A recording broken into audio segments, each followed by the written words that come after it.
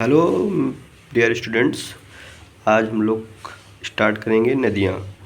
I hope जितने लोगों ने पेपर यूपी पीसीएस के पेपर दिया होगा तो आप लोगों ने देखा होगा कि उसमें नदियों का जो वेटेज है वो कुछ ज़्यादा ही रहा है।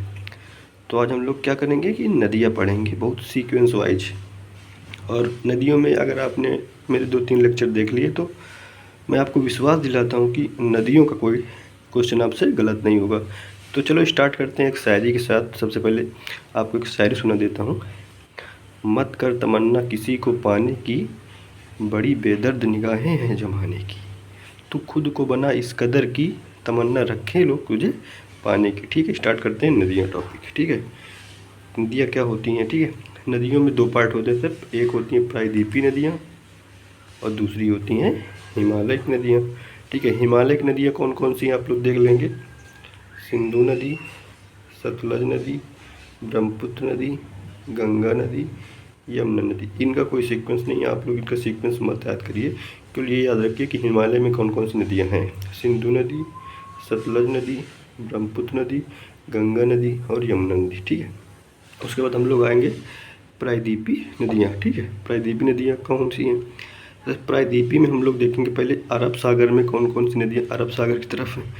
तो सबसे पहले इसका लूनी नदी, उसके बाद साबरमती नदी, फिर उसके बाद माही नदी, फिर उसके बाद नर्मदा नदी, फिर ताप्ती नदी, नीचे क्षेत्र में आएंगे गोवा मांडवी नदी, फिर जुआरी नदी, उसके बाद पेरियार नदी, जो कि कहाँ अरब सागर की ओर है। उसी क्रम में देखेंगे बंगाल की खाड़ी की तरफ। आप लोगों ने देखो ना, जो पूर्व की तरफ वो बंगाल की खाड़ी और जो पश्चिम की तरफ अरब सागर है। ठीक है, सबसे पहले बंगाल की खाड़ी करूँ क्या, हुगली नदी, उसके अगले क्रम में दामोदर नदी, फिर स्वर्णरेखा नदी, वैतरणी नदी, ब्राह्मणी नदी, उसके बाद महानदी, गोदावरी नदी, कृष्णा नदी, पेन्नार नदी, कावेरी नदी, वेंगाई नदी, उसके बाद ताम्रपाणी नदी। ठीक है, ये आप लोग इनका क्रम याद रखेंगे। ठीक है, एक बार और बता देता हूँ। हुगली नदी, दामोदर नदी, स्वर्णरेखा नदी, वैतरणी नदी, ब्राह्मणी नदी, महानदी, गोदावरी नदी,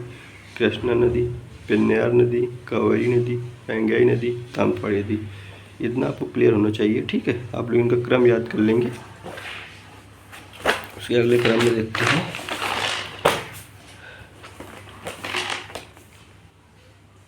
उसके अगले क्रम में देखते पहले अरब सागर की जो नदियाँ उनको देख लेते हैं। ठीक है, अरब सागर में सबसे पहली नदी कौन थी? लूनी नदी। लूनी नदी क्या है? लूनी नदी यह एक मानसूनी नदी का उदाहरण है जो भारत की सर्वाधिक लवणता वाली नदी। लवणता नदी जो साल्ट वाली होती है, इसमें साल्ट ज़्यादा पाया जाता है। ठीक है, कैसी है मानसूनी नदी? मानसूनी नदी मतलब बरसाती नदी बोलते हैं। ठीक है, जो बरसात आएगा तभी नदी में क्या होता है, पानी आता है। यह नदी कहाँ गिरती है? कच्छ के रण में जाकर गिर जाती है। कच्छ के रण में, कच्छ के रण कहाँ है? गुजरात क्षेत्र में। ठीक है, जाकर विलुप्त हो जाती है। आपको एक मैप दिखा देता हूँ कच्छ के रण का। लेकिन मैप देख सकते हैं, कच्छ का रण यहाँ पर है। ठीक है, कौन सी नदी है ये? निकली कहाँ से? लूनी नदी। लूनी नदी निकली कहाँ से? अरावली रेंज से। अरावली रेंज में कहाँ से? नागा पहाड़ी में। आया हुआ कितना आपको क्लियर हो गया होगा मैप के थ्रू। इसका उद्गम बताया ना अभी, अरावली रेंज, नागा पहाड़ी। ठीक है, कहाँ? राजस्थान और गुजरात में इसका प्रवाह, यानी दो ही जगह बहती है।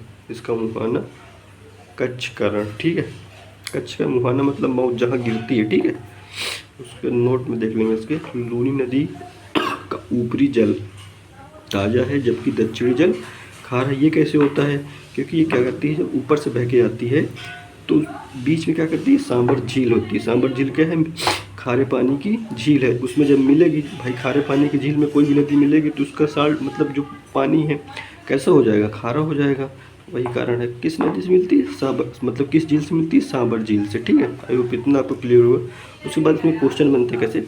राजस्थान की सबसे लंबी नदी कौन सी है? चंबल नदी। ठीक है, राजस्थान में पूर्णतः बहने वाली सबसे लंबी नदी कौन सी है? बनास नदी। और तीसरा क्वेश्चन, थार मरुस्थल में बहने वाली सबसे लंबी नदी कौन सी है? लूनी नदी। ठीक, इतना क्लियर होना चाहिए आपको।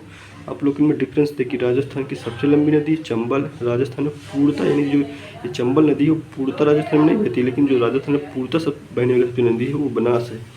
थार मरुस्थल में बहने वाली सबसे नदी कौन सी है? लूनी नदी। इतना आपको क्लियर होगा। उसके अगले क्रम में देखते हैं साबरमती नदी। क्या कहता है? साबरमती एक महत्वपूर्ण नदी है। साबरमती क्या है? एक महत्वपूर्ण नदी है जिसके जल का सर्वाधिक उपयोग औद्योगिक क्षेत्र में किया जाता है। इस नदी के किनारे अहमदाबाद, यानी जो साबरमती नदी है उस नदी के किनारे कौन सा शहर? अहमदाबाद और गांधीनगर। गांधीनगर कहाँ? गुजरात में, 2 बड़े शहर स्थित है। ठीक है। और इसका उद्गम कहाँ? अरावली रेंज से। प्रवाह कहाँ है? राजस्थान और गुजरात में। गिरती कहाँ है? खंबात की खाड़ी में। इसको थोड़ा मैप दिखा देता हूँ आपको। हमने कौन सी नदी पढ़ी थी? हमने पढ़ी थी साबरमती नदी। साबरमती देखो, साबरमती मैंने कहाँ से आपको कहा? विंध्याचल से। ठीक है। साबरमती नदी नहीं, ये भी अरावली रेंज से निकलती है और ये खंबात की खाड़ी है। ये खंबात की खाड़ी है। ठीक, खंबात की खाड़ी में लिखा है ना, खंबात की खाड़ी। खंबात की खाड़ी में जाकर गिर जाती है। ठीक है। मैंने आपको बताया अरावली श्रेणी से निकलती है, राजस्थान और गुजरात पर रहते हुए गिरती कहाँ है? खंबात की खाड़ी में। इतना आपको। अगली नदी पढ़ते हैं माही नदी। माही नदी क्या है? ये एक विश्व की ऐसी नदी जो कर्क रेखा को 2 बार काटती है। कर्क रेखा के बारे में आपको पता नहीं है? चलो कर्क रेखा के बारे में थोड़ा मैं अब यहाँ पे आपको बता देता हूँ। जैसे मान लो ये आपका भारत, ठीक है, ये आपका क्या हुआ? ये आपका भारत हो गया मान लो। तो यहाँ पर कहीं मान लो 23 हाफ लाइन जाती है। ठीक, भारत लाइन जाती है। और यहाँ पर मान लो कोई नदी है, कोई नदी मान लो ऐसे माही नदी है जो ऐसे 2 बार, तो इसने कर्क रेखा को कितनी बार काट दी? 1 बार तो यहाँ काट दी, 1 बार यहाँ काट दी। तो यही है कर्क रेखा को 2 बार काटती है। आई होप आपको क्लियर हो गया होगा, कभी नहीं भूलोगे। कर्क रेखा 2 बार काटती है। यह नदी अपने मुहाने पर एस्चुरी, ज्वार नदमुख का निर्माण करती है। ठीक है, इतना आप लोग को क्लियर होगा। कौन सी नदी पड़ेगी? माही नदी। माही नदी को यहाँ देख लेते थोड़ा मैप में। माही नदी निकली कहाँ से? विंध्याचल से।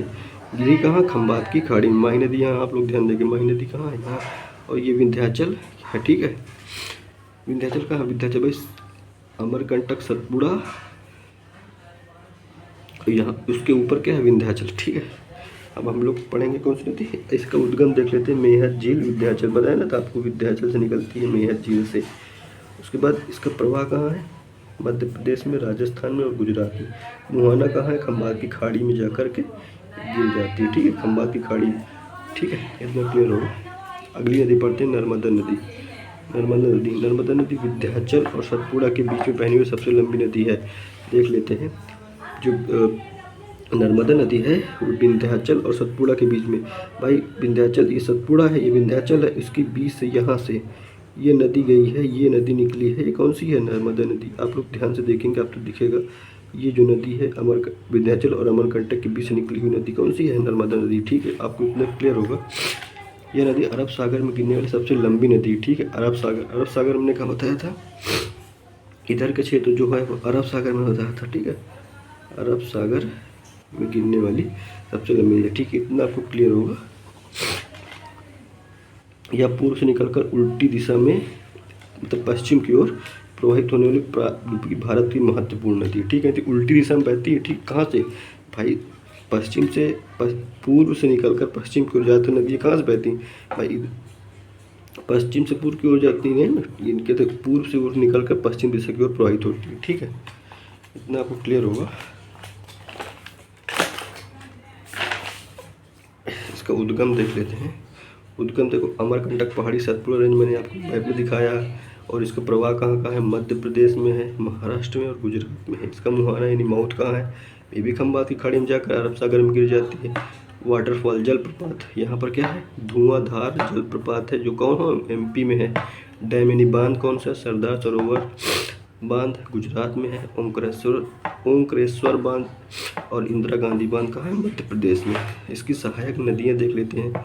तवा, शक्कर, शेर, हिरन, दूधे। ठीक है, इसकी क्या है?